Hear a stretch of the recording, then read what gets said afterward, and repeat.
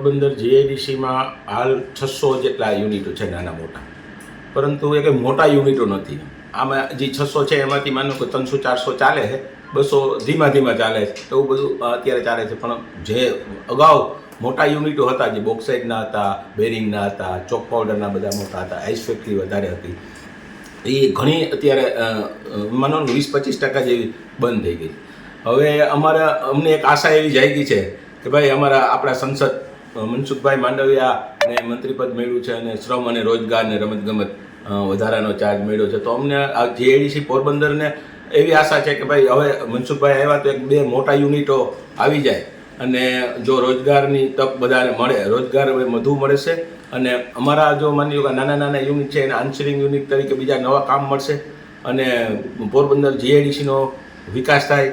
અને મનસુખભાઈને અમારે એક માગણી છે કે ભાઈ એરપોર્ટ છે તો ત્યાં પ્લેન ચાલુ થાય, એને રેલવે છે તો રેલવેમાં થોડીક ફ્રિકવન્સી વધે, તો શું છે કે બહારના કોઈ વ્યક્તિ આવે નવા. આજે શું છે, માની લો કે એરપોર્ટ બંધ હોય તો મોટા કોઈ યુનિટવાળાને આવવું હોય તો એના માટે મુશ્કેલી પડે. તો એ એક ચાલુ થઈ તો એ અમને આશા છે અને અમને પૂરેપૂરી આશા છે કે મનસુખભાઈ પોરબંદર માટે વિકાસનું કામ કરશે, કારણ કે આજ વધુમાં વધુ લીડ પોરબંદરમાંથી જ એને મળી છે.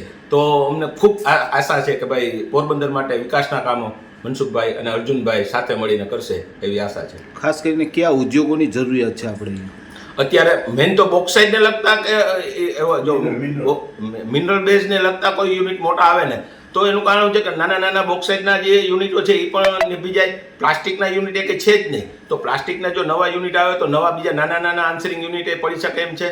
અને ચોક પાવડર તો છે જ. ચોક પાવડરમાં જો કોઈ એવું માનો કે એના ચોક પાવડરથી કોઈ બનતી કલર કે આ તે કે એવી કોઈ કંપની આવે તો ચોક પાવડરમાં ઘણો વિકાસ થાય એવું છે.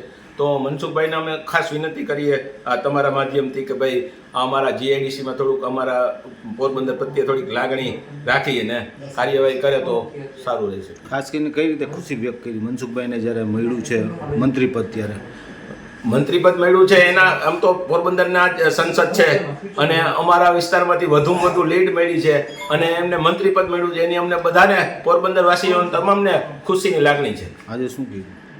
આજે અમે બધાને ઉદ્યોગકારોને મીઠું મોઢું કરાવી અને આ ખુશી વ્યક્ત કરેલી છે.